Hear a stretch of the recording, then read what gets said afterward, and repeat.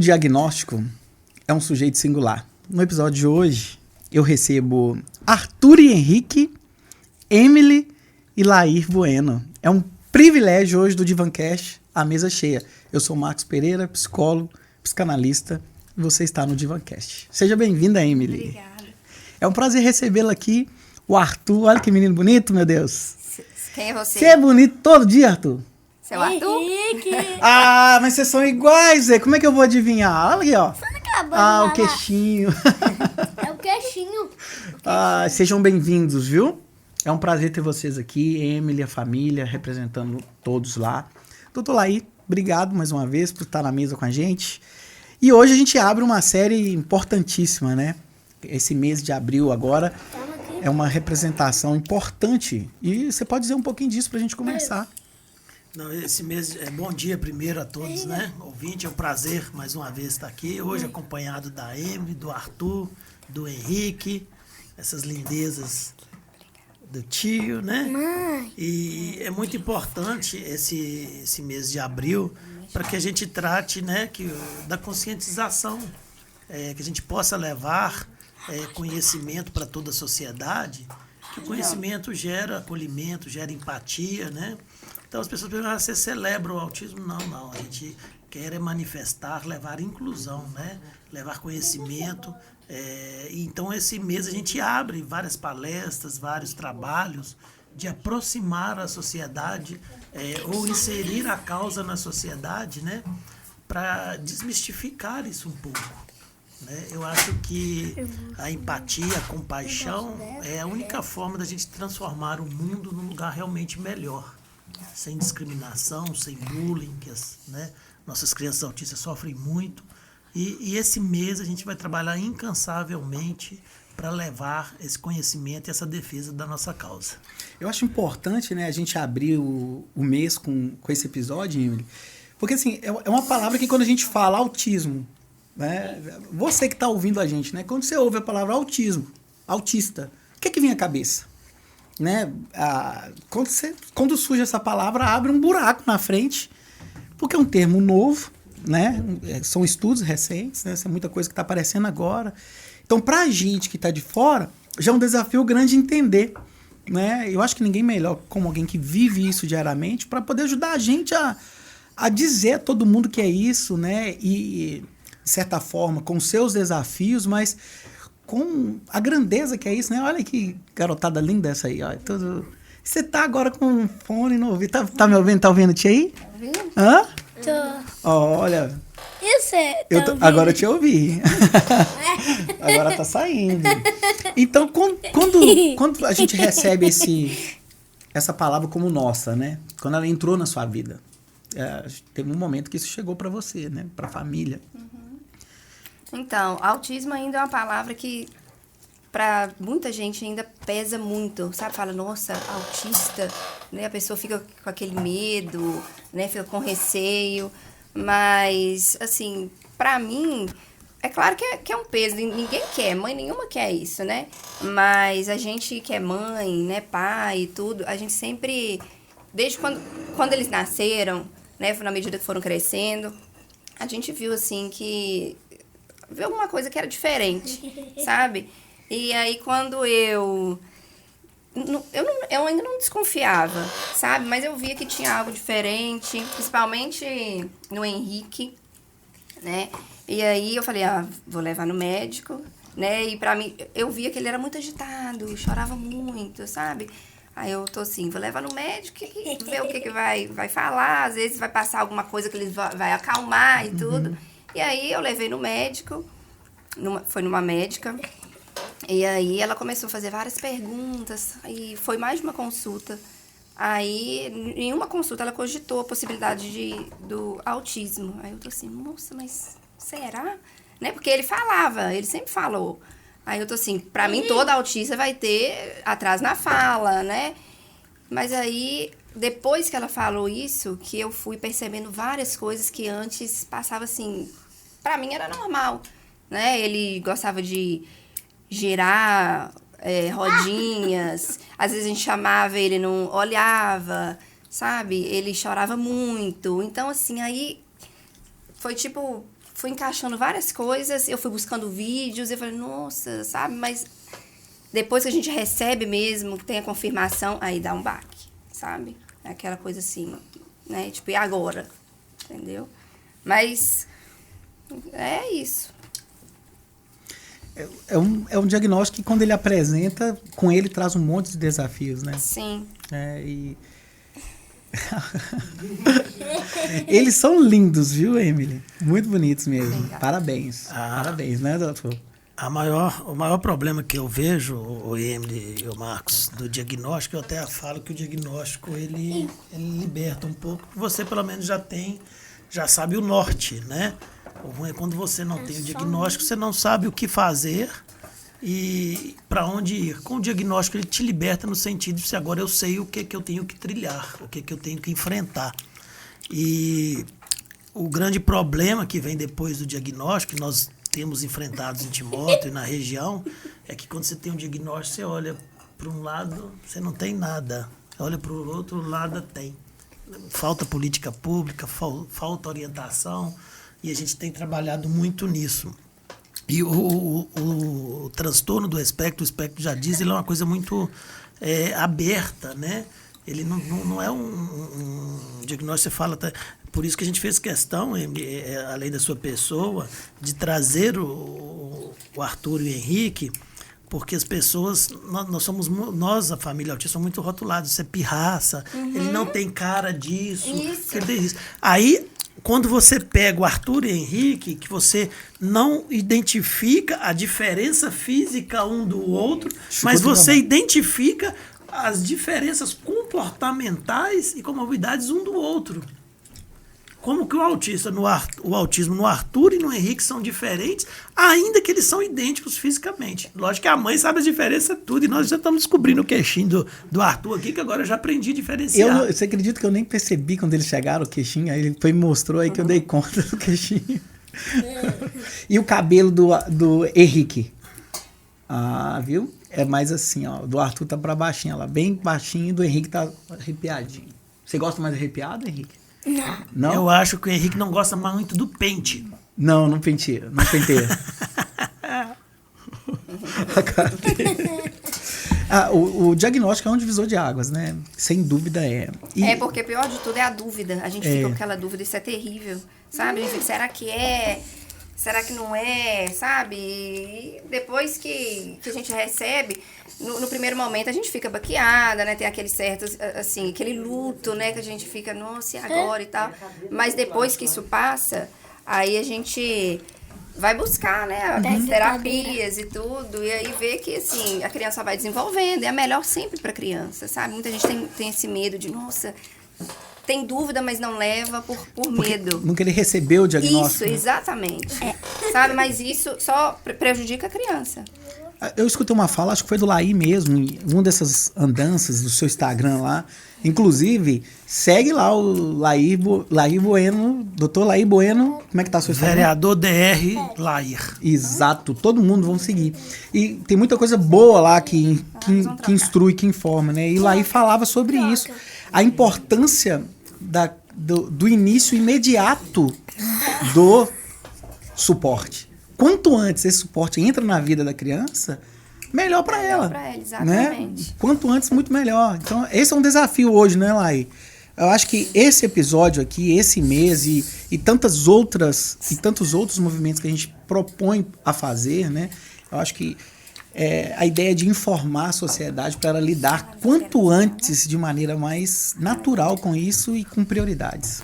Eu acho que é um desafio do seu governo. Exatamente. A nossa luta em Timóteo é que nós tenhamos o centro de atendimento e todas as terapias. E eu acredito, não entrando na percepção da Emily, mas o nível de diálogo e de comportamento que a gente tem com Arthur e Henrique, devido a esse cuidado, esse acesso que eles têm à terapia, a esporte. Eu sempre vejo eles na natação e tudo. E quantas pessoas não têm. E isto dificilmente se recupera depois.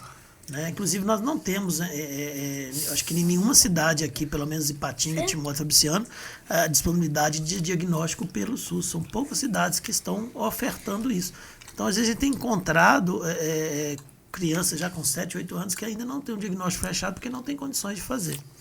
Então, esse é um grande desafio. A gente acredita que até o meio do ano, em Timóteo, a gente consiga começar já a liberar alguns diagnósticos através do município, que tem que ser prestado a ter essa sensibilidade com a causa. Estamos estudando já a locação para começar um centro. Segundo semestre, aí, eu acredito que a gente consiga psicomotricidade lá também, através de uma ONG que a gente está trazendo em parcerias também. Então, para que a gente tenha, lógico que a gente não consegue ir de 0 a 100, né, atender 100%, até mesmo que quando você coloca 10 para dentro, está nascendo mais 10, e é uma coisa que a ciência ainda não sabe o porquê que está realmente tendo um aumento, né, que é uma condição, pode ser hereditária, genética, mas é uma causa, um desafio, e nós estamos enfrentando dia a dia, e enfrentando inclusive judicialmente, bullying na escola, nós buscando reparação. Tivemos agora sentenças favoráveis por agressão dentro de escola particular. Vai sair agora favorável também de agressão dentro de escola estadual, seja em Timóteo, Ipatinga, a gente está atuando na região toda. E esse mês do abril é importante para conscientizar, inclusive, que essas coisas são condenáveis. Esses tipos de discriminação, de bullying, de agressão, seja em qualquer ambiente, são condenáveis. Então, assim, nós estamos fazendo esse trabalho, não só em Timóteo, em várias cidades, de levar um pouco de conhecimento, com cartilha, com palestras, com seminários. Então, é muito importante esse conhecimento. Como mãe, eu acredito que talvez esse seja um dos medos que assombra, né? Porque vai ter que lidar com o diferente. E aí, como que a sociedade vai receber meus filhos? Como que vai ser na escola? Como que vai ser, né? Será? E quando você recebe esse diagnóstico, surge esse monte de interrogações, né? Aparece esse monte de... A gente fica com medo, né? Justamente por isso, porque por causa do bullying, sabe? Igual eu falei, autista, tem muita gente que ainda...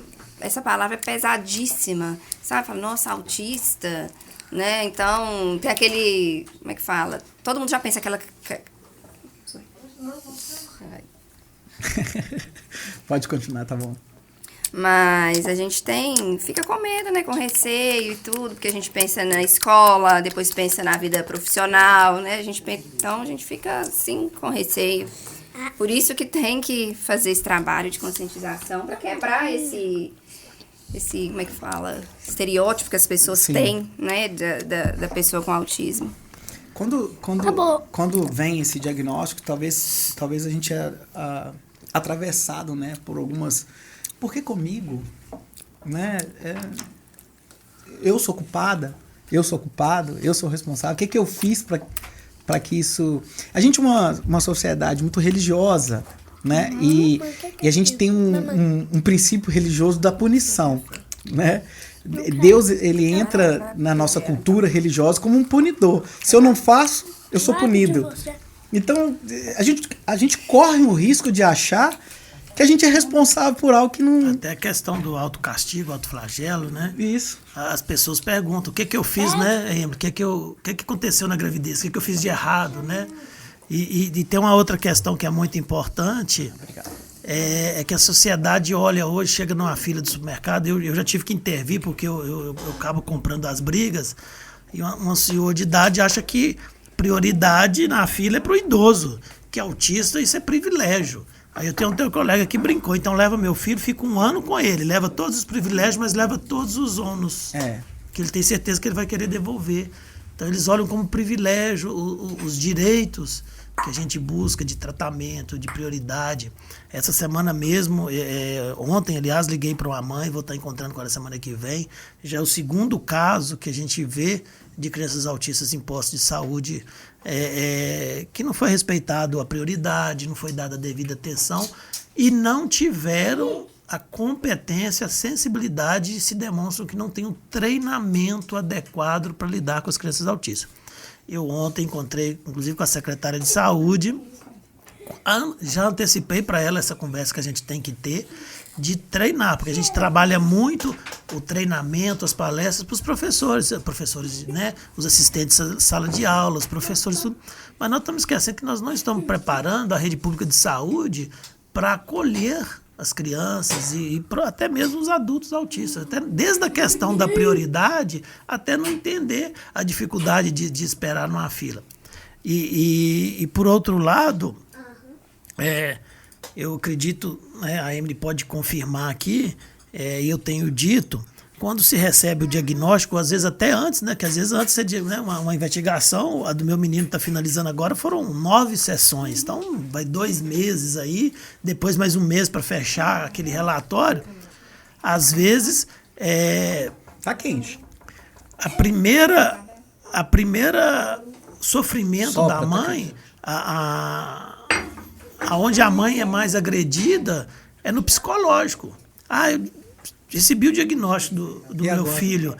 Não vai doer o joelho, não vai ficar com dor na coluna. É o psicológico. Principalmente até porque é uma coisa desconhecida e sem apoio. Tanto que nós estamos agora, quinta-feira, na segunda votação, já está aprovado, né, nas comissões, primeira votação, um projeto que cria o Dia da Mãe Atípica em Timóteo. Isso é muito importante, não somente para celebrar, mas honrar a luta dessa mãe, porque ela tem, a família autista, ela tem todos os problemas que nós vivemos no dia a dia, que qualquer família típica vive, mas ela ainda tem o autismo lá. Então, dentro desse projeto de lei do Dia da Mãe Atípica, que vai ser no primeiro domingo de maio, ele garante a prioridade, o acesso prioritário dessa mãe à saúde mental, psicólogo, psiquiatra. Por quê? Se já está difícil a política pública, cuidar do filho com todas as necessidades que ele tem, se a mãe não tiver o psicológico muito bom, ela não dá conta. Porque ela é atacada primeiramente no psicológico. O que fazer, como fazer, onde ir, o que vai ser. Quantas não preocupem quando eu não estiver aqui? E quando eles estiverem adolescente? E o casamento, né? Ela disse, o trabalho, como é que vai ser, né? É um desafio, é um desafio, sem dúvida é um desafio, né? E você acha, Laí, que a falta de informação é uma grande barreira para que as mães, para que as famílias atípicas, elas tenham os mecanismos, os aparatos do Estado para que elas possam ter os benefícios que elas são de direito? Vamos dividir isso de 2 aspectos. Até imaginei que sua pergunta vinha em um viés e eu vi que foi no outro, eu já ia até te responder, mas vamos fazer isso 2 coisas. A falta de conhecimento, de acesso aos direitos é um grande problema. A gente tem conseguido na justiça, mas isso depende de um trabalho junto com a mãe, porque na maioria das vezes tem que refazer os laudos, tem que inserir algumas coisas no laudo, tem algumas documentações que a mãe acha que é assim, meu filho tem autismo, eu estou com laudo aqui, tem lá, mas não atende os requisitos de você determinar uma medida emergencial mais urgente na justiça então essa falta de informação, por isso que a gente tem disponibilizado, acabamos ganhando o apelido de advogado dos autistas. Por outro lado, a sociedade, eu acho que o que mais falta na sociedade não é tanto conhecimento, porque o conhecimento, de forma geral, se você perguntar aqui, eu estou para lançar inclusive um IA, né, um assistente virtual do Dr. Laí, que você vai poder tirar todas as dúvidas sobre autismo e direito dos autismos e neurodivergentes.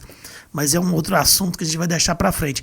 Porque o conhecimento científico, teórico, está muito acessível à sociedade. Se ela quiser saber o que é autismo, quais as comorbidades e tudo, ela vai ter. O que está faltando para mim, que a gente tem que levar mais para a sociedade, e a sociedade tem que entender que ela tem que ter, é mais amor, é mais empatia. Ela tem que ter, amar mais o próximo, entender mais.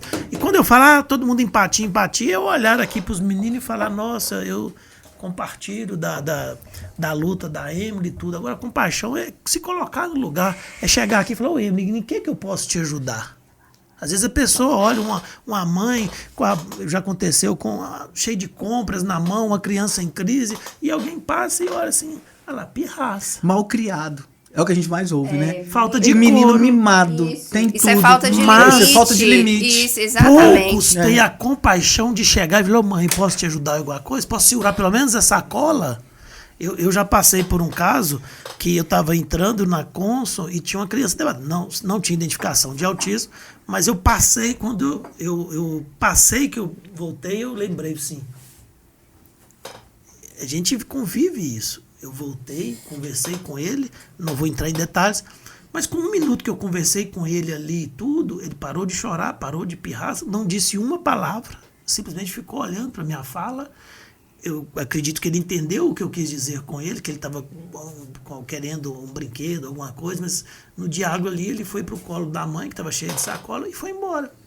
Então eu não gastei mais que 1 minuto para ter compaixão e estender uma mão, Agora, em vez de criticar.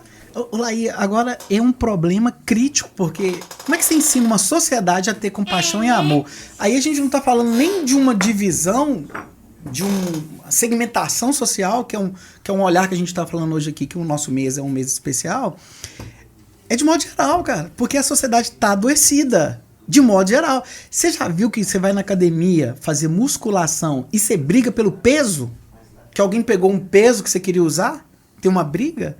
No trânsito, lá aí. Você tá no semáforo, abriu, às vezes você tá ali com a cabeça a 1000. Você, às vezes, tem o quê? 500 pensamentos na cabeça. Tem que pegar o menino na escola, tem que fazer isso, passar no mercado, pegar um negócio. E além de tudo, dar conta de ser mulher, ser esposa, ser uma cidadã, cumprir com as suas obrigações. Aí vou ali no semáforo, um cara já vem atrás e pá, quase mata a gente de susto. Não é a minha área, porque eu falo, às vezes a gente fala por experiências, por convívio, mas eu não sou médico, não sou psicólogo, não sou psicanalista, tudo. Mas eu disse na tribuna agora há poucos dias que às vezes a pessoa duvida do que você está realmente fazendo, do seu propósito. Às vezes você é chamado até de oportunista. Mas eu disse lá na tribuna, se você não tem ou acha que é impossível alguém amar uma pessoa, uma criança, que não seja sua, porque então como é que você consegue amar um Deus que você nunca viu, que você não sente? Então é possível sim, é questão de, eu acho que, de reflexão. É uma reprogramação. Eu vejo que a sociedade, a gente está perdendo esses valores de sociedade. Nós estamos se tornando assim cada vez mais individualistas. As nossas prioridades têm se tornado cada vez mais únicas. Eu tenho dito isso e faço uma crítica ao meu grupo de trabalho. Porque você recebe, por exemplo, uma mulher no seu consultório que sofre por um amor. Ela vem que ela está sofrendo pela relação amorosa. Aí você conduz uma terapia, que é o que você mais ouve na internet hoje, os recortes, reels, stories, publicações, é o quê? Você tem que ser prioridade da sua vida. Né? Aí ela vai para terapia porque ela está sofrendo de amor, não, mas você colocou o outro como prioridade. Você é a sua prioridade, você tem que se amar em primeiro lugar. E você vai construindo o sujeito a partir desse lugar. Só que você vive sem o outro, você vive sem seus filhos, sem seu esposo, sem seu trabalho, sem sua família. Então não é ser prioridade, é saber viver em sociedade. Em algum momento você vai ter que se priorizar, sim, né? Mas não existe esse amor próprio, como se diz por aí. Essa busca desse amor próprio, Laí, tá afastando as pessoas do convívio social, porque eu sou a prioridade. Então o que você falou, eu vou pra política porque eu tenho que fazer alguma coisa por mim. Não é esse o sentido, né? Porque se política fosse um chamado, um ministério, um trabalho, você não teria o seu consultório, o seu escritório. Você estaria lá de tempo integral. Mas aquilo ali é um serviço de doação, de tempo, de esforço. E a mesma coisa é o que você está propondo, o que você está provocando aqui de reflexão social, da gente entender que o outro existe. Mas existe um movimento social para me tirar do outro. Você não pode amar sua namorada demais, não. Você tem que se amar mais do que amar ela. Esse é o discurso que você vê na internet o tempo todo. Falando isso, mandar um abraço pra Larissa, né? Né? Larissa, abraço, obrigado. Bem, tá? Quando ela tá cede ele no assistindo. sábado, a gente solta fogos. Da outra vez eu disse que a parte prejudicada, que não tá sobrando tempo. Beijo aí, meu amor. Nada contra, apoio a gente, inclusive nós temos loja de ração, a gente apoia, ajuda a luta, né, pela defesa dos animais, tal, pelos pets, né? Mas é só para exemplificar aqui, às vezes a pessoa que está na fila com o pet no colo briga para que o pet possa entrar no shopping, briga para que possa ter o pet dele no apartamento, olha para uma criança autista que está na fila de preferencial e fala que é privilégio, que agora é moda, que é pirraça. Todo mundo é autista agora. É o que a gente está ouvindo agora. Agora virou modinha. Todo mundo é autista. Tem gente que fala assim, Como só não tem diagnóstico ainda porque não foi ao médico. Olha como se a mãe desejasse receber esse diagnóstico. Então, assim, é um mérito meu que é isso. É uma placa. Privilégio, é um privilégio. Né? Mas sabe o que acontece um pouco? O autismo, o espectro, ele é um guarda-chuva e tem muita coisa ali debaixo. E o autismo, eu acredito que, não sei se 50% ou 60% das crianças, das pessoas com autismo, ele tem alguma outra comorbidade. Tem um TDAH, tem um TOD, tem tudo. Então, as pessoas enxergam em várias outras pessoas não diagnosticadas algum traço que o autista tem. Mas não pelo autista, assim, mas por uma das coisas, das comorbidades que o acompanham. Eu tenho um filho que é TDAH. O diagnóstico dele eu vou pegar agora, não sei, o médico pediu para ver se ele pode ter um TEA ou alguma outra coisa, o Marcos conhece ele, mas ele mesmo, desde quando eu entrei na causa, assim, comecei a postar e acompanhar tudo, ele assiste os vídeos uns 3 anos atrás e fala, ô pai, eu faço isso, eu sinto isso. Ele se identifica com algumas coisas. Não quer dizer que ele é autista, mas ele tem TDAH, com hiperatividade, que a maioria dos autistas tem.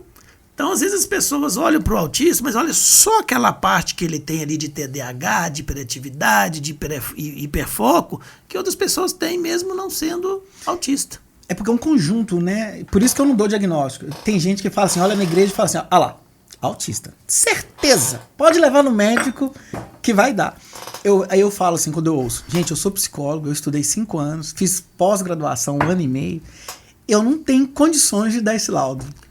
Assim, não. Existe todo um trabalho para que você tenha um diagnóstico, né? E as pessoas, elas criam estereótipos para todo mundo, né? Tem que ser só daquele jeito. Só daquele jeito. Isso. Não, aquele ali é depressiva. Aquele ali...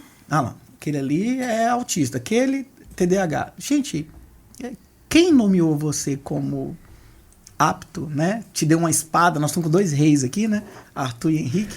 Para você ir lá e passar a espada e falar o que é. Eu, como mãe, né, de 2 crianças com autismo, eu descobri o diagnóstico primeiro do Henrique, com 2 anos e 11 meses, né? E para mim, assim, aí a gente começa a ler, começa a estudar e tudo, e para mim, eu tava assim, sabia tudo do autismo, né? E tinha o Arthur. E o Arthur sempre foi mais agitado, sabe? Aquela criança mais impulsiva. Eu tô assim, deve ser TDAH, isso, né? Aí eu pensava, não, mas autismo ele não tem, porque é diferente do Henrique e tal. E aí nós fomos levar ele na consulta e tudo. E aí a médica até falou, ele tem sim 50% de chance de ter o autismo, vamos fazer o teste e tudo. A gente foi fazer o teste neuropsicológico, pra mim era TDAH, ele tem TDAH e tudo. E aí depois, na conclusão, fechou o diagnóstico de autismo, sabe? E aí, assim, foi uma surpresa, né? E por isso que é tão diferente, é por isso que as pessoas têm essa coisa de autista daquele jeito. Eu tinha um filho autista e achava que o outro não era, depois descobri por causa do TDAH. Isso é legal, eu gosto de frisar. Eu, quanto psicanalista, eu sempre digo isso, né? Eu até tive um episódio aqui recente, aí terminou o episódio, tinha que ter gravado outro lá, e você tinha que ter visto. A menina ficou me provocando, que juntou ela e o Cláudio. Cláudio é minha voz da consciência, que fica ali dentro. Que eu tenho alguns resultados muito positivos no consultório com alguns pacientes, né? Que tem alguns quadros diagnosticados e... Aí você tem que pegar esse resultado que você fez, compilar, é a visão do mercado, né? Criar o seu método e vender. Eu fiquei horas aqui tentando fazê-los entender que não tem como, porque o resultado que eu tenho com o Henrique não vai ser o mesmo resultado que eu vou ter com o Arthur. Porque é 2 mundos diferentes. Não tem como eu pegar o que foi feito com um paciente de sucesso e replicar. Porque o sujeito é sujeito único.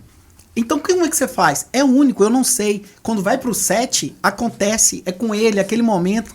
Então, o que ela está dizendo é precioso demais. A criança que tem um diagnóstico, quer que seja, ou a que não tem, acima de qualquer diagnóstico, ela é uma criança. Ela é um sujeito e um sujeito único. eles têm o seu modo no mundo únicos.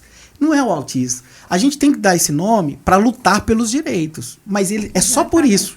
Porque além disso, o que importa é quem eles são e o que eles vão ser. As crianças que eles vão ser. E é isso aí. Eu acho que essa tem que ser uma luta que a gente tem que ampliá-la aí. Não lutar pelo rótulo. Exatamente. Entendeu? Porque eu não quero chancelar uma criança. Eu não quero que ela seja conhecida como o Arthur autista. Não, ele é o Arthur. Ele tem um jeito dele no mundo. Como eu tenho, como o outro tem, independente do diagnóstico que ele tem. O diagnóstico é para fazer valer os seus direitos. Exatamente. Abrir um parênteses aqui, que é muito importante, até porque em uma das entrevistas que eu tive na rádio me perguntaram se a gente atende só Timóteo, né? Eu falei, mesmo sendo vereador de Timóteo, a gente tem atendido de todas as cidades. Aí até perguntaram, então se chegar um fabricianense lá, você vai atender? A gente não consegue falar, não. Além da gente lutar pelos direitos, a gente tem que lutar contra a violência que os autistas sofrem. Enquanto nós estamos conversando aqui, e isso acontece o tempo todo, só para exemplificar, não vou dizer nome, porque eu nem tive tempo de responder, acabei de receber agora às 10h53, nós somos 11h04. Um bom dia, né? A pessoa me respondendo que foi eu que perguntei se você atende na área do autismo. Porque minha filha foi vítima de violência sexual e ainda ameaçada. Vim ter conhecimento essa semana, porque passou mal, levei no médico. Pressionada, ela contou. Ou seja, enquanto nós estamos aqui, né, gravando esse momento importante para falar do autismo, a gente recebe a mensagem de uma criança autista que foi abusada. Então, além da gente lutar pelo direito, a gente tem que lutar pela defesa até da integridade física, porque muitos são muito inocentes, alguns não são verbais, alguns não conseguem se defender, não enxergam maldade e são vítimas de violência. E outra coisa, nós temos visto os meninos sofrem violências até, não estamos aqui falando de violência só sexual, mas nós vimos a violência sofrida por próprios terapeutas. Eu ia falar isso. Tá tendo a necessidade de pôr uma câmera no... Não. Em Timóteo nós temos a legislação e estamos cobrando. Fizemos um acordo com a secretária que está levantando dentro do município e vamos acionar agora os órgãos de fiscalização, porque tem que ter. Não é que tem que expor ninguém, mas se der algum BO, deu algum problema, tem que estar lá a imagem arquivada. Eu acho que um profissional bem intencionado e qualificado, ele não vai ter problema nenhum de ser filmado. Para segurança dele. Não vai. É para segurança dele. Exatamente, porque qualquer porventura que tenha, ele tem a proteção da câmera. Então, assim, se ele está apto a exercer essa função, qual o problema? Não é? Ele está sendo é um a mais para ele, para protegê-lo, né? Então, mas vai fazer a comunidade entender isso, porque de certa forma a gente tem um sigilo como algo máximo da psicologia, né? Mas quando você lida com criança, os pais, eles participam do processo e tem que participar. A questão é como essas imagens vão ser guardadas. Esse é o grande ponto de tudo, né? Como essas imagens vão ser guardadas. Porque você sabe que caiu na rede, não tem proteção. A rede não tem proteção mesmo. Se é alguém bem informado, ela vai ter acesso a isso. Aí vai expor a criança, né? Então tem que ter cuidado com isso. Meu medo é só esse. Mas eu acredito que um profissional que tem qualificação, tem preparo para lidar com criança, ele não tem problema nenhum de ser filmado. Se você tem medo, porque você tem alguma coisa está faltando, né? A imagem vai ficar com você. Você só tem que ter ela para sua segurança. Se alguém denunciar, não, eu tô aqui com as filmagens. Foi feito isso. E o consentimento da família em permitir, que é o principal, né? Uhum. Aí tudo bem. Mas e essa montanha-russa?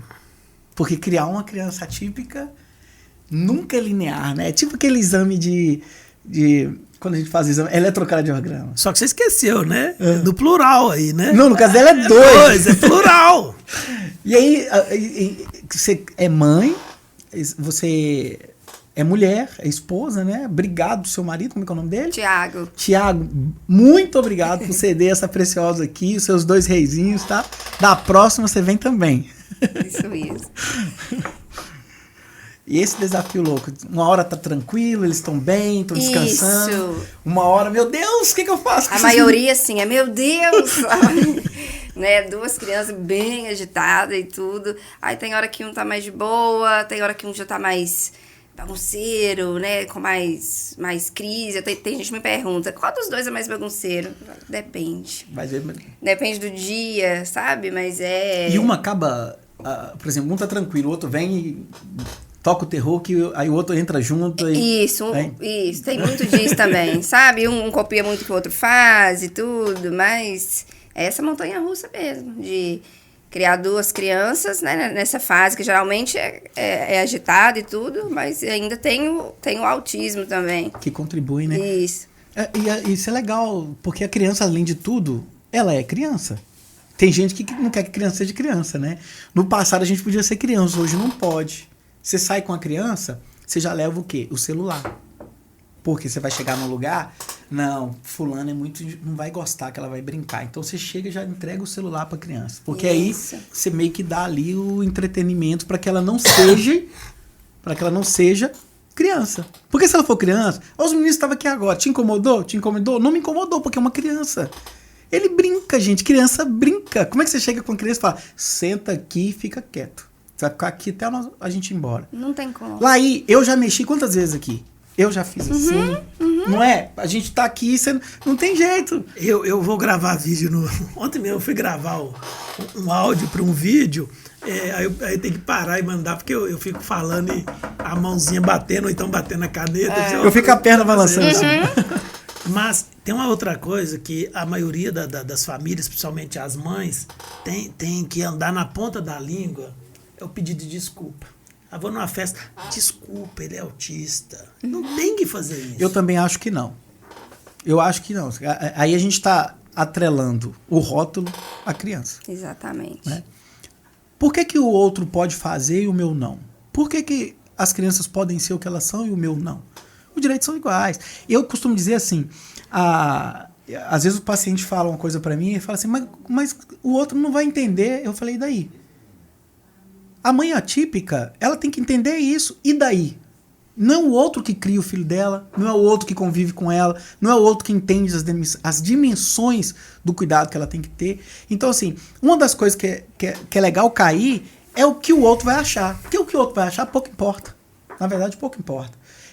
Ele tem que respeitar. Isso Exatamente. Ele tem. Agora, entender, achar, eu não espero nada do outro lá. Eu espero que ele respeite.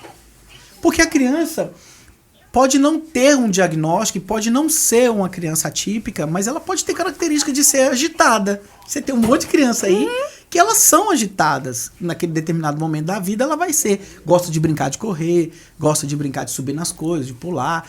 E daí? Você vai fazer o quê? Vai amarrar? Tem que deixar ser criança. Quando a gente era criança, a gente podia fazer isso porque não tinha videogame. Desenho animado a gente tinha na manchete, tipo assim, 11 horas da manhã, você sai da escola correndo, porque se você não assistisse ele naquele horário, só no dia seguinte.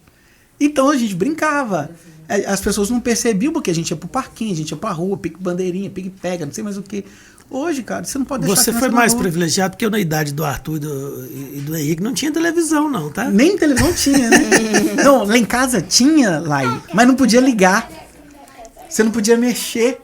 O pai que ligava. Era muita novidade pra época, né? Então, Emily, eu não sei como você lida com isso, né?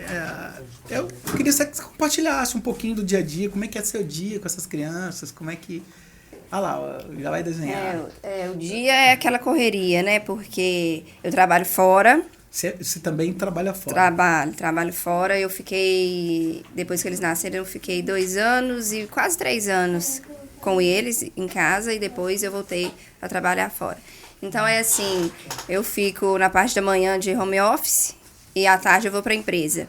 E aí meu dia é dividido em, né, levar a criança para terapia, eles fazem natação e o avô leva para natação, né? Eu também faço terapia, que isso é muito importante. Tá ouvindo? O povo faz terapia, né? Por isso a importância da prioridade no nosso projeto de lei de ajudar, de ser essa rede de apoio, de dar essa prioridade do suporte mental para as mães. Além dos desafios com os filhos, ela tem os desafios dela como mulher, como sujeito, que ela tem que lidar com eles também. Tem que lidar com os dele, com os dela também. Entendeu? Que legal. Aí, 24 horas dá? Como é que você faz? Não dá, né? Não dá, tem que ter mais de 24 horas. Mas é isso, é rede de apoio, que a gente precisa muito, né, da rede de apoio, porque a gente sozinha não consegue. Mas é isso, essa correria, terapias, né, médico também, né? Precisa levar eles no médico, geralmente 3 em 3 meses. E é isso. E as pessoas perguntam pra mim, nossa, como que você aguenta trabalhar fora, né? 2 crianças e tal. Eu preciso trabalhar fora. Sabe? Até para poder dar um suporte melhor para eles, né? Isso, exatamente, né? E pra mim também aquela parte, igual você falou, como mulher, a gente precisa viver, né, outras coisas, conversar de outros assuntos, não ser só aquela coisa de mãe o tempo todo. A gente precisa disso, sabe? Se encontrar no meio disso tudo, né? Porque, na verdade, a ideia que se tem é que quando você recebe um presente desse, você agora se estabelece aquilo como a missão de vida, né? Como vou viver agora. E não é bem assim. Não. Porque eles vão crescer e com todo o suporte que eles estão tendo, eles vão ser crianças como outras crianças são, vão ter suas famílias, vão constituir trabalho lá, e daqui a pouco você esposa e mulher de novo. Exatamente. Se você esquecer disso... É isso mesmo. A gente precisa se cuidar para cuidar deles. Exato. E uma coisa importante que a Emily nos disse aqui, que ela tem essa condição de trabalhar fora, aqui, se me corrija se eu estiver errado, Emily, por 2 fatores principais, ou 3, né? Primeiro, que eles fazem terapia, praticam esportes. Segundo, a Emily cuida da saúde mental dela. E 3, ela tem uma rede de apoio da família. Nós temos no nosso meio, em Timóteo, várias mães que não podem ou não conseguem trabalhar porque os filhos não têm terapia, então eles não conseguem ficar com ninguém, nem quando elas têm rede de apoio. Às vezes tem um avô, um tio, uma avó, mas como eles estão totalmente sem terapia, eles estão num nível de agressividade, de coisa que os avós não dão conta. Então elas não podem trabalhar porque a rede de apoio não dá conta, porque eles não têm terapia, então eles não estão ali sobre vamos dizer, entre aspas, um treino, uma medicação correta para que a rede de apoio funcione. Então, às vezes a gente tá tendo famílias que estão numa situação de miserabilidade porque não conseguem trabalhar, porque não têm acesso a tratamento. Porque se você tem as crianças com o tratamento correto, elas começam a ter uma interação social melhor, com mais qualidade. Você consegue sair de casa e falar assim, você vai ficar com a avó, com o tio. Mas nós temos crianças que não têm nenhum. Tem uma aversão social, essa dificuldade de socialização. E eles adquirem isso como? Com tratamento, com terapia. Então, se você tem uma criança que está sem nenhuma terapia, ela não socializa, é só a mãe para... Eu conheço crianças que não vão no colo do pai e consigo trazê-las no meu colo, né? Isso é só de Deus mesmo. Então, assim, a gente é um conjunto de fatores, é um conjunto de políticas públicas que a gente tem que lutar. Nós temos escola, eu tenho áudios de diretoras de escola mandando para a mãe, falando que vai para não mandar o filho para a escola. Eu falo, mas a escola é da prefeitura. Quem tem que dar terapia à prefeitura, ela tem que ligar para a prefeitura e falar, olha, eu preciso do tratamento dele. Ele tem direito a estar na escola, ele tem direito a ter a terapia. E o dono da escola é o mesmo dono do posto de saúde, e os dois são obrigados a entregar aquele direito. Inclusive, é um dos argumentos que eu tenho usado judicialmente para dizer, olha, juiz, a escola diz que o menino não pode ficar lá, mas ele tem direito de estar lá. Mas o dono da escola é obrigado a dar o tratamento e não está dando. E o que falta lá para que o sistema jurídico e as políticas públicas estejam próximas dessas famílias? Olha, o sistema jurídico, a gente tem conseguido vitórias e derrotas. Aí depende muito de documentação, de interpretação de desembargadores e tudo. Mas o principal, e até acho que para essa administração agora a gente está enxergando uma empatia, porque há um compromisso, há uma proatividade. Eu percebo uma boa vontade, pelo menos eu percebo. Uma boa vontade. Vários secretários trabalham com o meu broche lá, que pediram de presente. Nós vamos fazer, vou até deixar aqui a propaganda, dia 5 de abril, viu, Emily? Convidar a família toda, família autista, família simpática à causa, aquele que quer ajudar, aquele que defende outra causa, aquele que tem outro problema lá, aquele que briga pelo TDAH. Vamos unir força, porque só assim vamos conquistar direito. Então nós vamos ter lá 8h30 em frente à Fundação Aperam, concentração para passeata e depois aquela festa para as crianças. Me segue na rede que a gente vai estar divulgando, Associação Amor Azul, com a grande parceria da administração, o que nunca ocorreu desde que Timóteo tem uma lei que garante todos os direitos do autismo. Nunca houve. O ano passado, no dia 2 de abril, nós fomos com a faixa para o Sinal do Bretas panfletar e fazer isso. A única coisa que a então administração fez foi mandar um repórter, um fotógrafo lá, tirar umas fotos, gravar uma entrevista com alguém da associação e só. Desta vez nós estamos tendo o apoio de todas as secretarias. A Secretaria de Educação vai estar presente, a Secretaria de Saúde vai estar presente, aqueles serviços que podem ser ofertados, se quiser medir a pressão ali, quiser medir a glicose, todos que podem ser prestados ali vão ser feitos, nós vamos ter várias coisas ali, talvez vai ser aquela primeiro 2 de abril que nós vamos ter uma participação proativa, de parceiro mesmo da administração, que entendeu e está nas conversas que eu tenho tido quase que diárias, porque eu cobro muito, eu já sei que eu sou chato e eu falo de autismo e cobro de autismo. Se tem criança, inclusive vou mandar um abraço para a Laiane aqui, que o Antônio agora está com assistente de sala de aula, nós cobramos diariamente, tá, Laiane? E entre outras, nós tivemos problema de aluno que por erro de sistema foi para a escola mais longe que a de casa, a superintendência, nós fomos lá insistindo e conseguimos. Então é uma luta de toda demanda que chega no gabinete, a gente vai lá e ouve os dois lados e faz aí o juiz conciliador. Nós temos que resolver antes de ir para a justiça. Então, assim, pela primeira vez a gente está vendo essa empatia, porque a única coisa que falta é vontade política. Esse é o ponto da pergunta. Todos os municípios estão com dificuldades, não existe lugar nenhum, que você fala, poucas exceções, que o dinheiro está sobrando. Certo? Mas nós temos que determinar prioridades. Certo? Eu tive conversas essas semanas de viagem em Brasília, de cidades menores que nós, que já conseguiu recurso para fazer o centro. Aí eu vou nesse caminho também. Eu tive no Ministério da Saúde, a gente está acompanhando, não tem ainda um projeto de federal para a senhora estar aqui, porque a gente vai lá, assim, o UBS tem, você cadastra, nós estamos com 3 UBS lá para sair, parece que Quitandinha, Namora e São Cristóvão, mas não tem lá, assim, no PAC, construção. Tem o CAPSI, que acaba, talvez, enquadrando o autismo ali que a gente está avaliando. Mas a gente descobriu, através dessa cidade, um outro canal, e eu já estou correndo atrás, semana que vem eu vou estar em Belo Horizonte, mas o prefeito se comprometeu a fazer um local alugado e começar a atender. A gente já está estudando o modelo, provavelmente vai seguir o modelo de atendimento que tem dado certo em Santana do Paraíso, que já vai para o 3º centro. Por mais que as pessoas, tem gente falando ainda, nós estamos sem professores de assistência de aula, mas já contratou quase que o dobro do que se contratou o ano passado. Só que nós temos casos que, por exemplo, a pessoa contratada chega na sala, 1 ou 2 dias ela desiste, embora. Porque ela já você babar de uma criança, um salário mínimo, carteira assinada e tudo, chega lá, ela não dá conta. E a ideia não é que ela seja babá mesmo, né?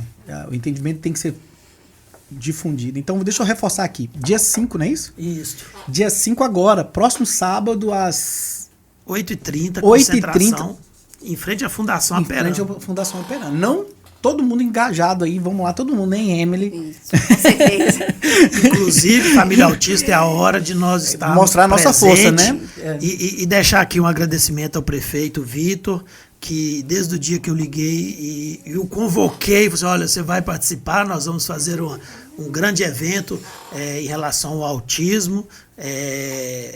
No dia 2 eu quero você, que ele deu total autonomia, que eu procurasse os secretários, tá? A Fran, secretária de Educação, a Érica, secretária de Saúde, inclusive de Assistência Social, todos vão estar trabalhando Inclusive, através da Associação Amor Azul, está sendo feita capacitação dos professores assistentes de sala de aula. Olha que legal, hein? Entendeu? Que é uma parceria com a Peran. E é quem entende do negócio, né? Você tá dando para quem entende, para quem tem domínio sobre essas necessidades, né?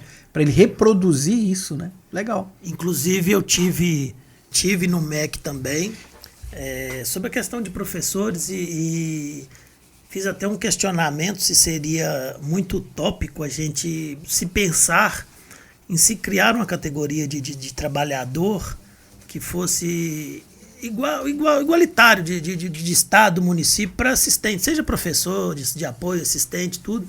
E eu tive a feliz notícia que isso está sendo uma comissão, um grupo que está analisando isso para que isso seja unificado no Brasil inteiro.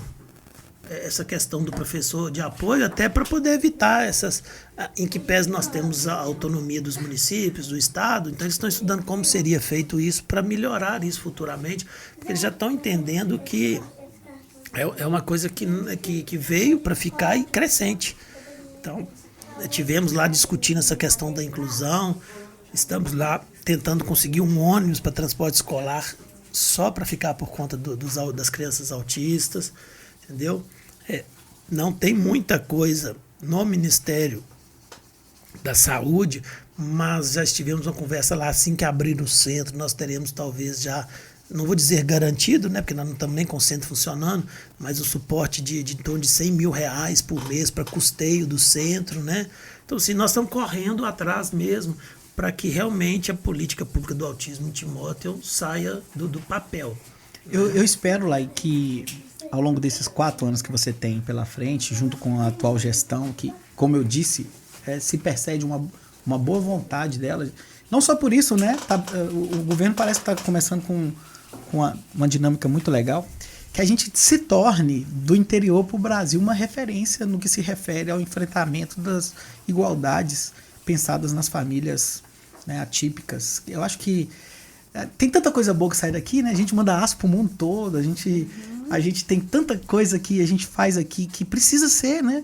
Timóteo ser conhecida, que a gente seja conhecida como uma cidade que respeita, que acolhe, que cuida da melhor forma possível dos seus maiores tesouros, né? Que inclusive, eu fiz um requerimento pela primeira vez. A Câmara Municipal vai estar toda iluminada durante o mês de abril com a cor azul, que é em alusão ao Abril Azul, que é a cor nossa do autismo. Então, eu procurei o presidente, né? Fiz o requerimento que a gente fizesse essa alusão, essa homenagem, chamasse a atenção, né?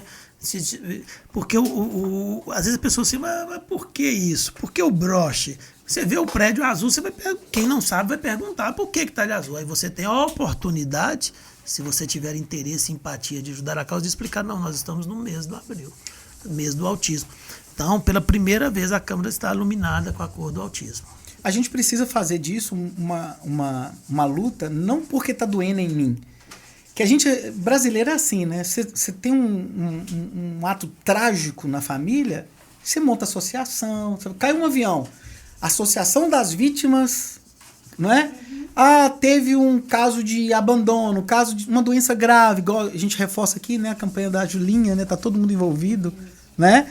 Então, assim, a gente não precisa que algo aconteça com a gente para que isso seja uma bandeira para a gente defender.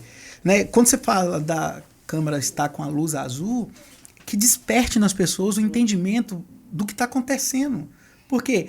Porque não é a partir do meu sofrimento que eu preciso fazer alguma coisa, eu preciso fazer porque eu estou vivendo, e viver, você tem que estar ciente do que tudo está acontecendo aí, né? Não, agora minha família tem. Porque hoje, como você disse, chegou e está aí. Já estava, né? Hoje a gente está tendo nomes. Hoje você está dando nome. Antigamente não tinha nome. Não tinha. Antigamente era malcriação mesmo, Isso. era menino levado, dá um couro nesse menino que ele melhora. Tá faltando couro. E quantas crianças foram espancadas na história quanto se julgava comportamento que não era comportamento? Então, graças a Deus, hoje a gente está sendo informado, a gente está aprendendo, tá longe do ideal, mas já caminhamos bastante no que ficava escondido e ia para Barbacena também, né? E quantos não foram para Barbacena? É verdade. Quantos? Então, assim, eu não, talvez seja muito desproporcional a comparação, mas é uma luta por direitos, por inclusão, que vai ser talvez a luta do século. Assim como nós tivemos a questão, né, e temos racismo, né, tivemos apartheid, tivemos várias lutas, as lutas das mulheres para terem direito, para ter direito a voto, e continuamos aí sofrendo com feminicídio. O autismo, no meu entendimento, humilde entendimento, acho que é a luta do momento, do hoje, não falando que ela é maior ou menor que aquela, eu digo assim, a gente vê o autista sofrer o que o negro sofre, o que a mulher negra sofre, a discriminação da mulher. Você não vê, não vou dizer aqui em proporções, né? Mas você vê as mesmas atitudes, os mesmos preconceitos. Não é por cor nem por sexo, mas é por ser autista. Você tem aquela minuciosa, aquele palpite. Você já tentou fazer isso? Né? A pessoa, a mais de porta. Nossa, Emily, você podia fazer isso. Talvez, se você fizer isso... Né? Aquele palpitezinho. Castigo, tal, castigo. Você já pensou em tirar o videogame? Já pensou em... Entendeu? Isso é um preconceito velado. Mas tá aí, nas pequenas coisas, né? É tão fácil. Você não tá dando conta, Emily. É só você fazer isso. Isso, porque se fosse eu...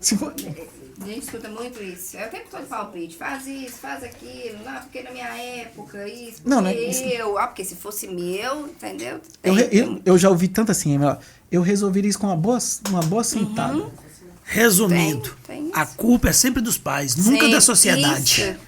Eu ia te fazer esse questionamento, né? No meio desse universo todo, você já se sentiu julgada? Claro. Claro que já. Né? A gente é muito julgada. Né? Igual no início mesmo do diagnóstico, tá procurando cabelo em ovo, né? Sempre aquela coisa, a gente é julgada o tempo todo. E como é que lida com isso tudo? Não lida, né? A gente não lida. Porque a gente for olhar, né? Você fica louca. Fica louca. É palpite pra tudo quanto é lado. Onde você vai? Sabe? Você vai na reunião familiar, tem palpite. Você vai lá na escola, a professora tá dizendo o que você tem que fazer. Isso. Você vai lá no supermercado, o menino do caixa. Eu achei tão bonitinho. Você viu um caixa que tá na internet rodando? Um rapazinho que trabalha no caixa? Cara, que legal, né? Que legal. Aquele é bacana demais. Então, assim, é pancada pra todo lado. Pra todo lado. Todo lado. Né? E... tem uma coisa, né, que a gente tem defendido, que o lugar do autista é em todo lugar. Então, vamos dar um exemplo de casa. Nós fizemos audiência pública na Câmara, ficou lotado. Ficou lotado. Nós separamos a sala de reunião, ela virou um playground. Eles fizeram o que quiseram, subiram na mesa, desenharam, fizeram trenzinho com cadeira e não atrapalharam. Olha o artista aí. Não. Que lindo! O que você desenhou? Tem nome, é o hiperfoco do momento agora, é isso aí. Tem nome, tem assinatura. Ó, tem ó. Esse vai ser de presente pro tio aqui, ó. A gente vai deixar aqui. Pode? Você vai dar? Vai dar pro tio? Vai, então, obrigado, viu? Esse é do Henrique. Olha aqui, gente. 29/3/2000. Assinado. A data que a gente tá gravando. Ô Laí, o preconceito que a gente está dizendo aqui, o preconceito, ele é uma violência. Nós não tivemos medo de convidar as mães e falar, podem trazer seus filhos. Nós colocamos uma sala, colocamos pessoas para ajudar e monitorar e fizemos uma audiência exemplar na Câmara e depois convidamos todas as crianças para o plenário.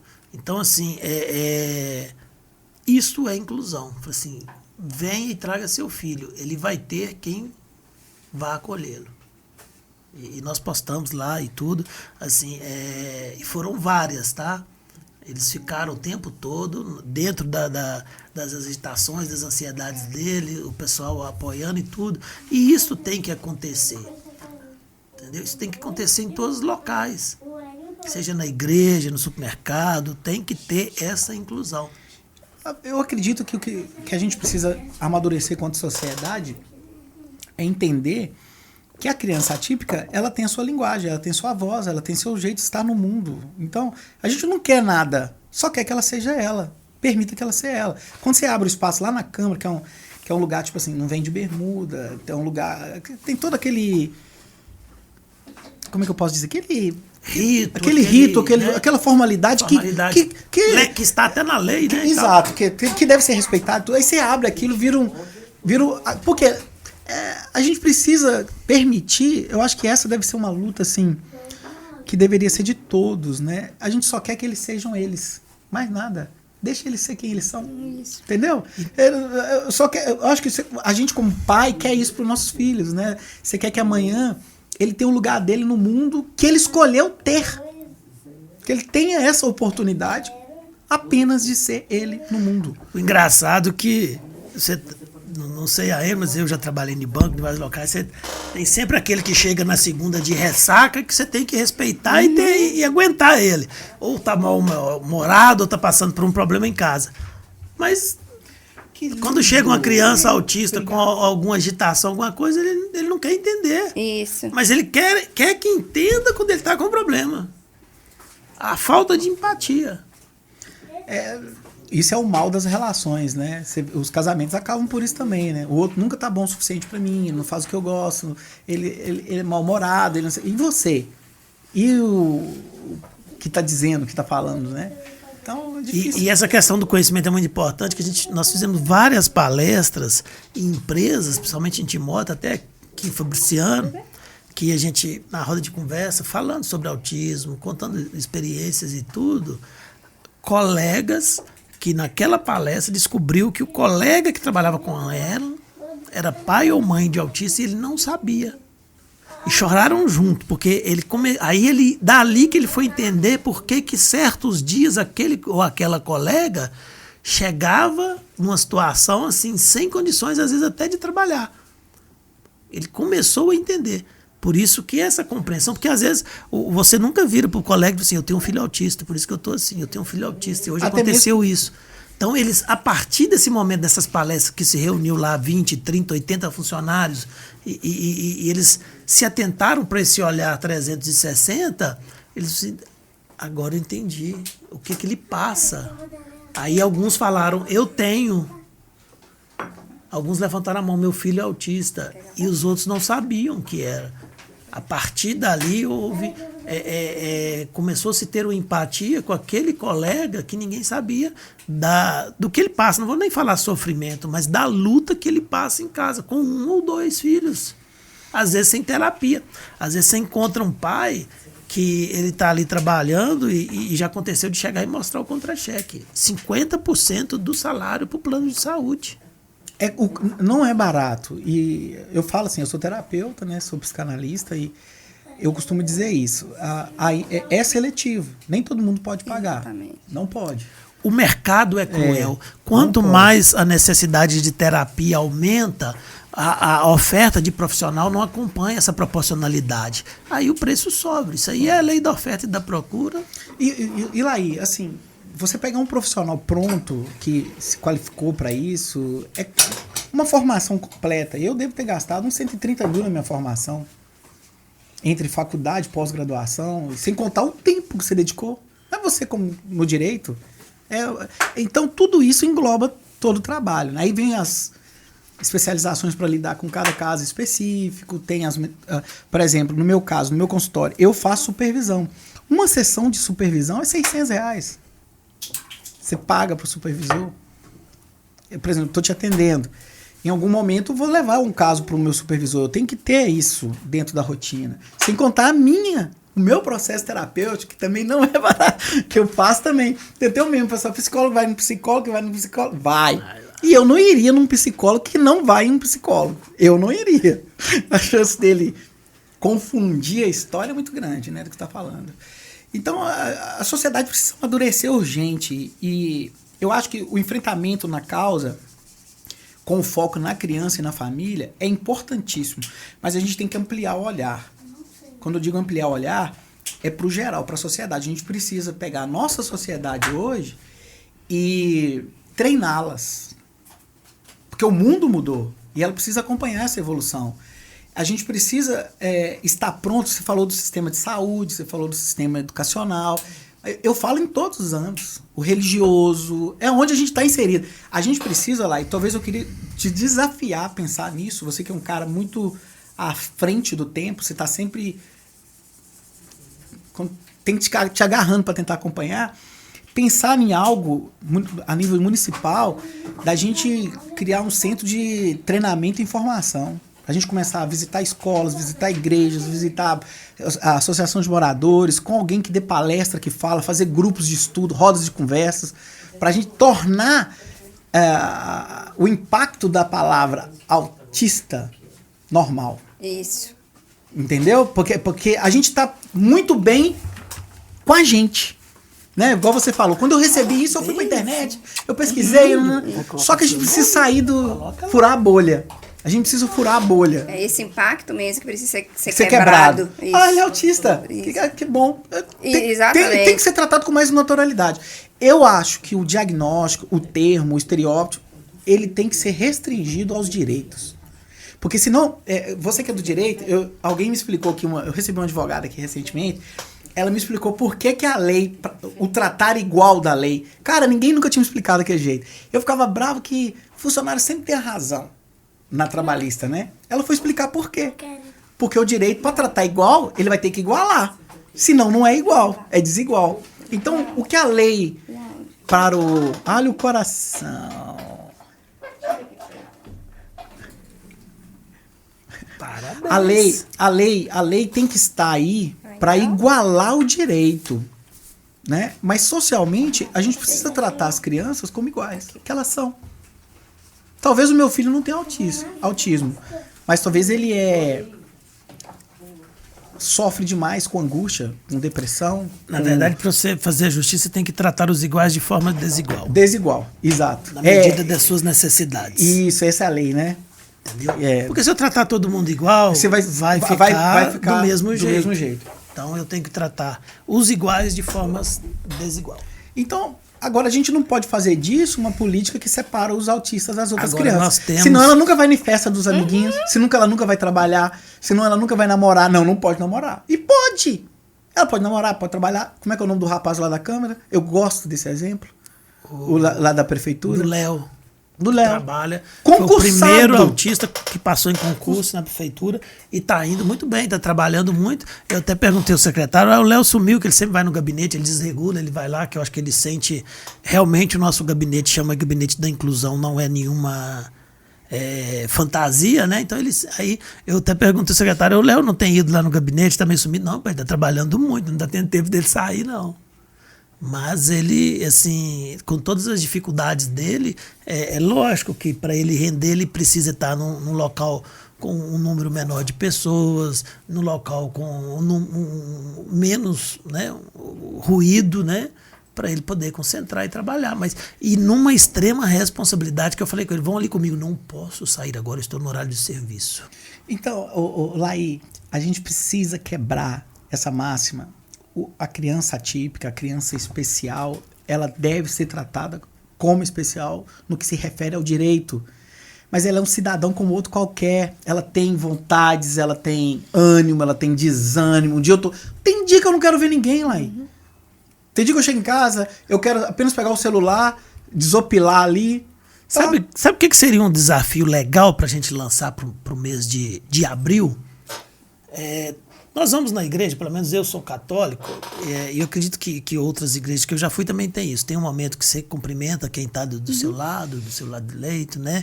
Atrás e tudo. Os vizinhos se reúnem e criam rede de proteção, de câmera para segurança e tudo.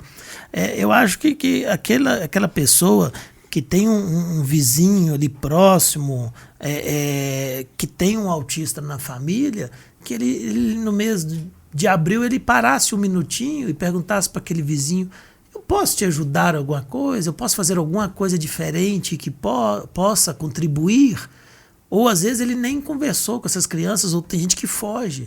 Vamos lançar esse desafio, diga um oi para o seu vizinho mais próximo que tem um autista na família. Vamos fazer do mês azul realmente um mês de empatia? Você acha que essa via, ela é só do lado de quem está de fora. Deixa eu tentar ser mais claro. Eu percebo que os familiares que têm um diagnóstico, alguns ainda têm resistência nessa abertura. A pessoa meio que se isola para não ter que dizer, para não ter que partilhar isso. A parte mais carente social, ela faz mais uso disso porque ela precisa do apoio.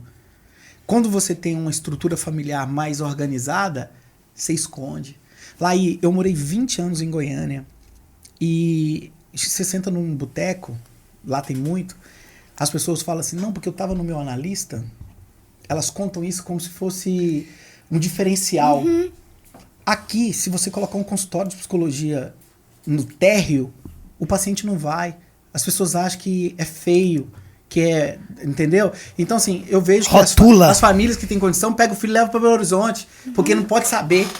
Entendeu? Quer isolar. Então, eu acho que a gente, quando eu digo que a gente precisa trabalhar a sociedade, é porque a gente precisa normalizar isso.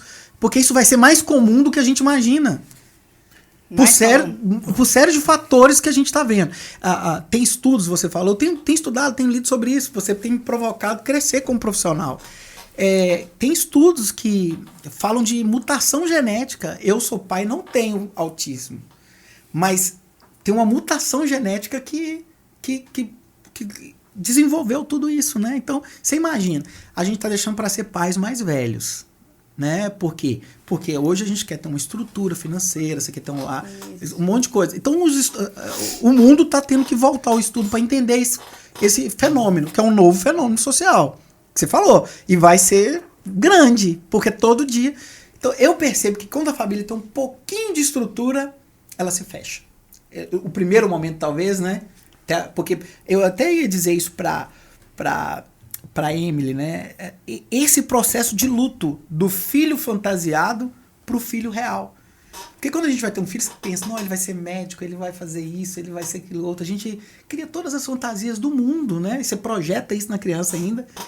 Você vai ser médico. Na verdade, ele cresce com isso, né? Você vai estudar, você vai ser médico. Isso aqui são desejos meu projetado nele. Aí isso vai cair, porque entre o que eu projetei e sonhei, tem o real. Tem o real que eu tenho. Isso. Ninguém cria, né? Ou espera um filho, desejo que nasça um filho autista. Porque a gente sempre espera que o filho seja melhor do que a gente. Então isso cai, não vai ser. O que quer dizer? Ele pode até ser. O que não quer dizer que por ele ser autista ele não ter vai uma ser, luta maior. Né?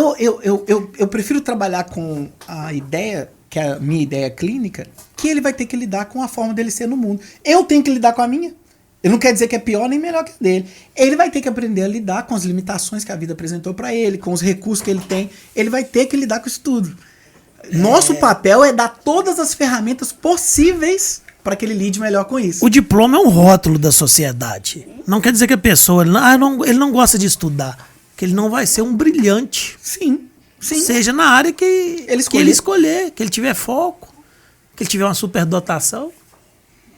Quantas pessoas super inteligentes e bem-sucedidas na vida não estudaram? O estudo quantitativo, né, que a gente trata como medidor de resultado, né?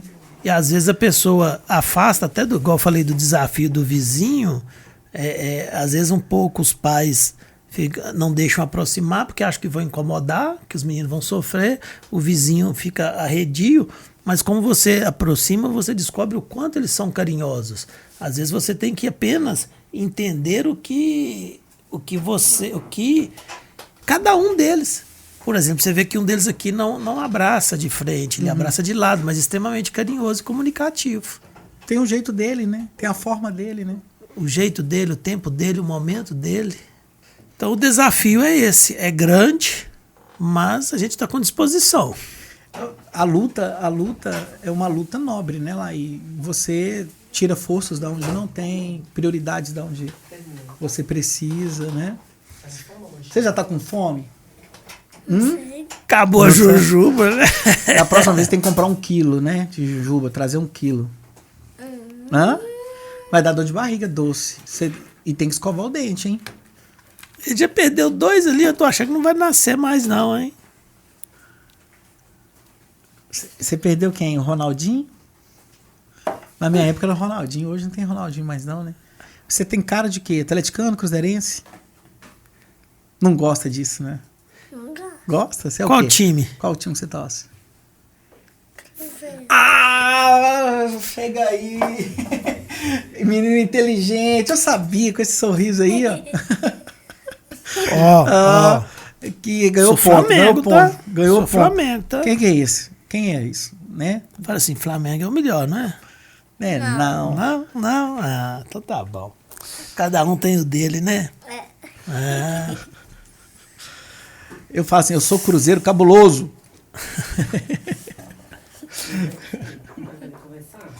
O que você quer falar? Fala contigo. O que você quer perguntar pra ele? Pergunta que eu respondo. Nada? Nada? Nada. Conta pra ele como é que é a sua escola. É legal. É legal? Você desenha muito lá? O que você gosta de desenhar? Round. Isso. Então isso é bom, hein? Na natação, quem tá nadando mais rápido e melhor? Você ou seu irmão? Eu. Ah, que legal.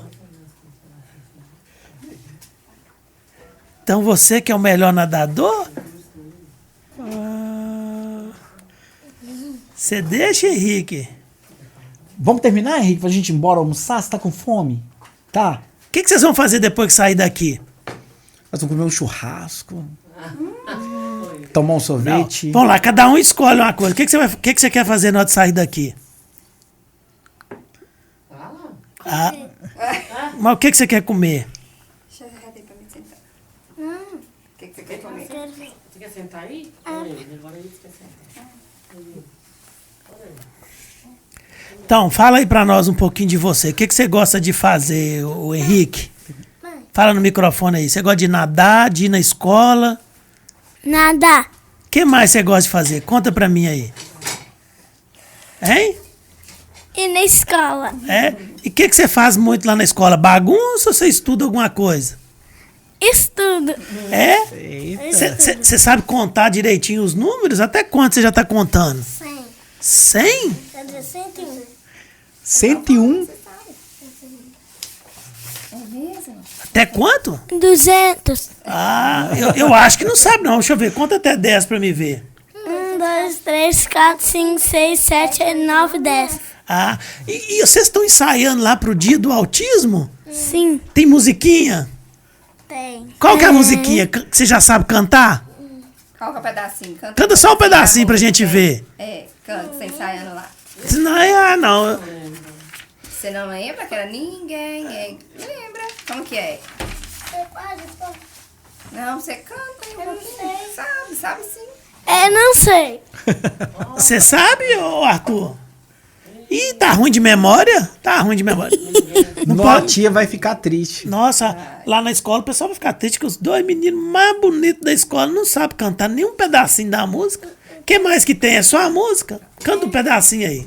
Então vamos lá, chega no microfone pra gente cantar também. Vamos lá, eu vou cantar também com essa voz minha linda de locutor de FM do interior. Não queira ser aquilo que o outro é. Não queira Canta. ser Aquilo que o outro é, nem que o outro seja. ora veja Tudo aquilo que que você você quer. quer. Não queira ser Aquilo que o outro é. Não queira ser aquilo que o outro é, nem que o outro seja. Ora veja tudo aquilo que você quer. Ninguém Ninguém é igual a ninguém. Ainda bem, ainda bem. Ninguém é igual a ninguém. Ainda bem, ainda bem. A gente mesmo se Se investe investe no espelho. o que reflete exatamente esse conselho. Não queira ser Aquilo que o outro é. Não Não queira queira ser ser aquilo que o outro é, nem que nem o que o outro outro seja. seja. Ora Olha, veja veja tudo aquilo que você quer. Tem gente triste que anda mal-humorada, só vive resmungando sem dar uma risada. Tem a nervosa briga por qualquer coisinha, deixa a gente chateada. E a corajosa que enfrenta coisas novas, fazendo a vida ficar menos dolorosa. Ninguém Agora é alto. Ninguém é igual a ninguém. Ainda bem, ainda bem. Ninguém é igual a ninguém. Igual a ninguém. Grita, pode gritar. Ainda bem. Negro, branco, pardo, amarelo. Alto, baixo, gordo, magricelo. Moreno, loiro, careca ou cabeludo. Deficiente, cego, surdo ou mudo. Tem tudo, tem diferença. Desde nascença. No que a gente é, no que a gente faz, no que a gente pensa, todos têm diferença. Desde nascença, a gente é o que é, a gente é demais, a lista é imensa. Viva a diferença. Ninguém é igual a ninguém. Ninguém é igual a ninguém. Ainda bem, ainda bem. Ninguém é igual a ninguém. Ainda bem, Ainda bem, ainda bem. ainda bem. Viva a diferença. Aê! Futura dupla. Marmita e marmota. Oh, não, Henrique. Ei, parabéns. Gente, tinha que encerrar com essa música. música, Fantástica. É tudo que a gente falou o episódio inteiro, né? Que ninguém é igual a ninguém. E ainda bem. Já imaginou, Henrique, se todo mundo fosse igual? Que chato seria esse mundo. Aí eu olhar pra cara de mim, né? Aí, Você mesmo olhando pra você o tempo todo. toda hora eu olhava pra minha cara, né? Ia ser ruim demais, não ia? Ia ser chato, não ia? Verdade, ia Você ser não é igual nem horrível. seu irmão, né? Não. É não, É né? não. Não. É diferente, não é? É isso aí. É isso aí. Parabéns, vocês são lindos, tá, Emily? Olha, grato demais, Laí. Obrigado por esse momento maravilhoso. Eu queria, Emily, que você deixasse só uma mensagem para as mães que recebem esse diagnóstico. Quando ela, que você diria para ela? Você, a mãe que tá vivendo isso agora, no primeiro momento, chegou para ela agora. Para ela viver aquele luto, né? Para ela ter a oportunidade mesmo de viver, de chorar aquilo tudo, mas depois correr atrás, né? Das terapias, né? E correr atrás do que é melhor para o filho dela, porque quanto antes começa a terapia, melhor ele vai desenvolver, né? E que isso não é o fim do mundo. O diagnóstico não é aquela sentença, é muito pelo contrário. É depois do diagnóstico que as crianças... Isso, que tudo começa, que ela vai desenvolver. Então, não desistir do filho, não ter medo, né, do diagnóstico. E é isso. Ah, obrigado. Parabéns, parabéns. Doutor Laí, Tá. que mensagem você... Antes de deixar a mensagem, deixa eu ver aqui. Arthur e Henrique, olha aqui pra mim. Os coleguinhas da escola estão ouvindo vocês. Qual a mensagem que você vai mandar para eles? Qual o recado você vai mandar para os seus coleguinhas da escola? Estão todos te ouvindo aí. Fala no microfone a sua mensagem. Você vai falar o que você quer falar para todos os coleguinhas da escola que estão te ouvindo? Quem vai falar? Você vai falar boa tarde? Vai falar ó, ninguém é igual a ninguém? O que você quer falar para eles? Olha, eu gosto de vocês. Eu vou falar boa tarde. Então fala aqui, o que você vai mandar para eles? Um abraço para quem? Qual coleguinha que você gosta mais? Pode mandar um abraço para ele. Vamos lá, quem vai ser mais... Todos. Então fala aí, ué. Gosto do Matheus. E você vai mandar o que pro Matheus? Não sei. Assim, ô Matheus, um abraço. Qual o nome da escola que vocês estudam? Getúlio Vargas. Fala alto. Fala. Getúlio Vargas. Ah, Um tem abraço mais da algum tia, recado? né? E a professora, a tia não merece um abraço, não? Acho que eles não sabem o nome da tia, não. Qual o nome? Sabe não. A minha professora é Márcia Rosa. Márcia Isso. Rosa. Márcia Rosa, um abraço. Fala assim. Márcia Rosa, um abraço. E você, vai mandar um abraço pra sua tia? Como é que ela chama? Coincidência, como é que é o nome Márcia dela? Almeida.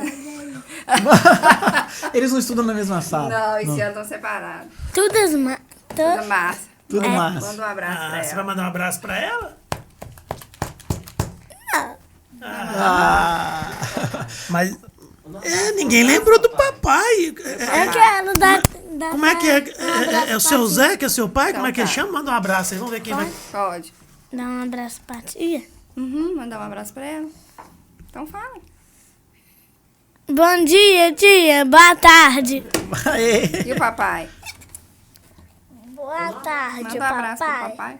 Um abraço, tá? Que lindo. Papai vai ver, hein? Boa tarde, papai. Abraço, te amo. Ai, que gostoso. Alguém quer falar mais alguma coisa? Quer não? Deve estar com fome. Lá aí, famílias que estão na busca do direito, deixa eu pra elas. Primeiro, te agradecer, parabenizar, né, por tudo isso que você tem contribuído com a nossa luta, com a nossa causa. Agradecer toda a equipe nossa de gabinete que está nos acompanhando, nos ajudando nisso. Agradecer a Emily, agradecer o Arthur, o Henrique, por esse momento maravilhoso, que é muito agradável, muito, muito agradável sempre estar com ele. Para aquelas mães que ainda não estão em dúvidas, eu digo o seguinte: o direito não socorre quem dorme. A gente só vai alcançar o que a gente almeja ou o nosso direito lutando. Tem que ter coragem. Às vezes algumas mães sofrem discriminação com os filhos autistas, mas não têm coragem. Tenho medo de retaliação. Então, para essas mães, eu digo: o Gabinete da Inclusão, o nosso escritório está à disposição.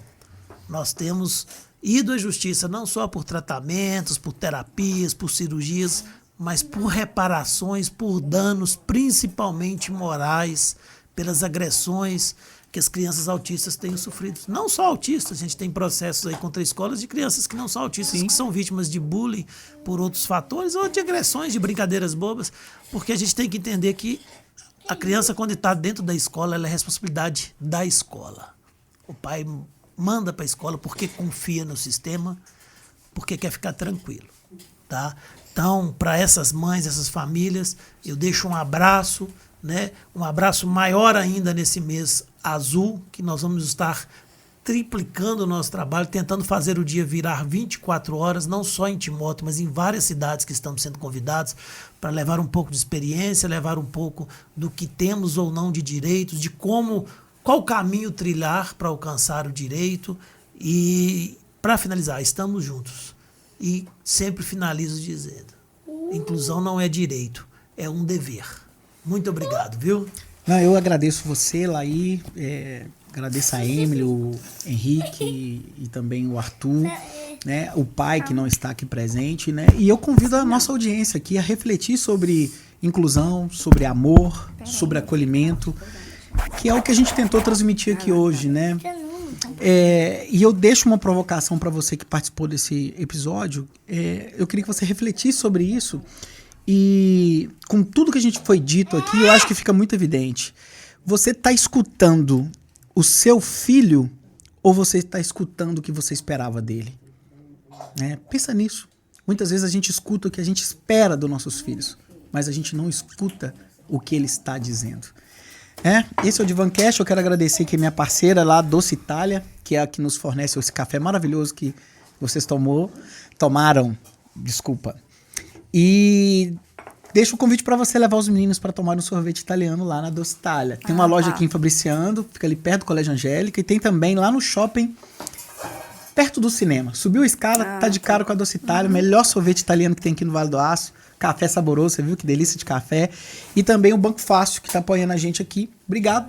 Hoje o Divancast teve esse dia maravilhoso e é o primeiro do mês, tá? Nós vamos estar o mês todinho aqui.